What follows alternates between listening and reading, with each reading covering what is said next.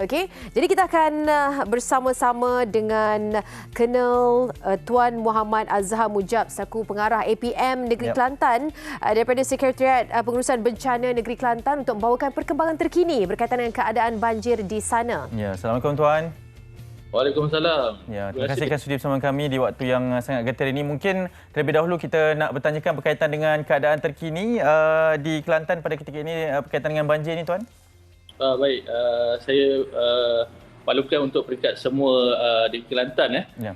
Okey, buat masa ni 8 jajahan lah yang terlibat dengan banjir, iaitu Pasir Putih, Machang, Kuala Kerai, Gomusang, Jeli, Tanah Merah, Pasir Mas dan Kota Baru lah. Cuma sekarang ni jumlah mangsa tertinggi adalah di Pasir Mas, iaitu ada 12,939 mangsa dengan 4,284 isi rumah. Jadi kat sini kita tengok dekat jajahan lain nampak dah turun, air dah turun di Pasir Mas dan sekarang ke Tumpat. Ke peningkatan lah, walaupun kita tengok sungai, arah sungai di Sungai Golok tu dah turun 10.68, tapi 10.68 ni masih lagi tahap bahayalah. Okey, beberapa kawasan juga ditutup dan apa yang kita cuba untuk fokuskan di sini adalah keselamatan lokaliti yang berada di sana, di kawasan-kawasan yang terlibat dalam keadaan banjir yang agak membimbangkan ini. Jadi dari sudut APM sendiri, bagaimana untuk memastikan mereka masih lagi mengikuti standard keselamatan walaupun dalam keadaan ini, ialah kita tahu hujung tahun ataupun saban tahun ini adalah perkara biasa untuk mereka yang tinggal di sana.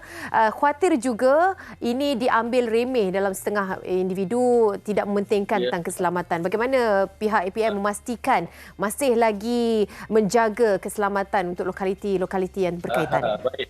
Berkenaan dengan sekarang lah, cuti sekolah, lepas tu cuti perayaan lama. Jadi kita tengok ada pula kita panggil hujan dan boleh mengakibatkan banjir.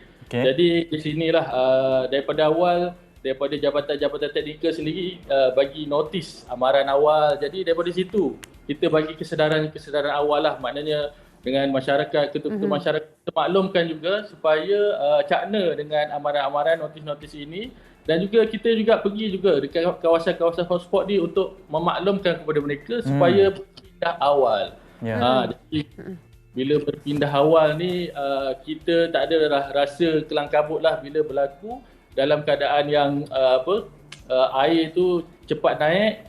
Kita dah berada pusat pemindahan, kita dah maknanya kita dah pastikan keluarga kita semua selamat di tempat yang selamatlah di PPS yang terdekat dengan rumah mereka. Okey, Tuan, mungkin sedikit nasihat kepada mereka yang menjadikan bahawa ini sebagai salah satu lagi pesta air saban hujung tahun.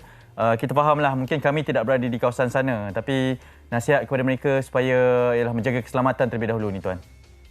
Baik, berkenaan dengan kawasan-kawasan ada yang kawasan yang dah surut, dan tapi ada juga kawasan-kawasan sedang naik. Jadi kat sinilah kanak-kanak perlu diberi perhatianlah oleh penjaga supaya dapat melihat anak-anak mereka yang bermain tu. Kalau kita tengok kawasan tu berbahaya, tenggulah cepat-cepat supaya pilihlah tempat-tempat yang lebih baik lagi. Jangan tempat-tempat yang air ni naik dengan cepat. Sebab kita fahamlah benda ni jadi satu ada orang kata seperti pesta lah. Kita perlu pantau.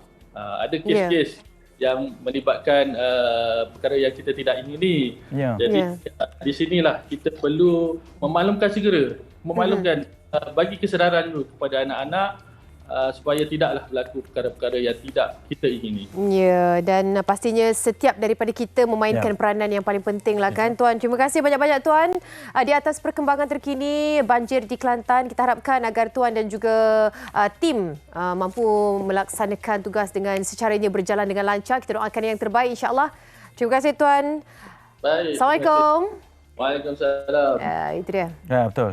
Kolonel Muhammad Azhar Mujab, Pengarah APM Negeri Kelantan, Sekretariat Pengurusan Bencana Negeri Kelantan. Bersama kita sebentar tadi. Okey, itu antara harapannya lah supaya mereka yang terlibat dengan banjir untuk terus menjaga diri, jaga keselamatan.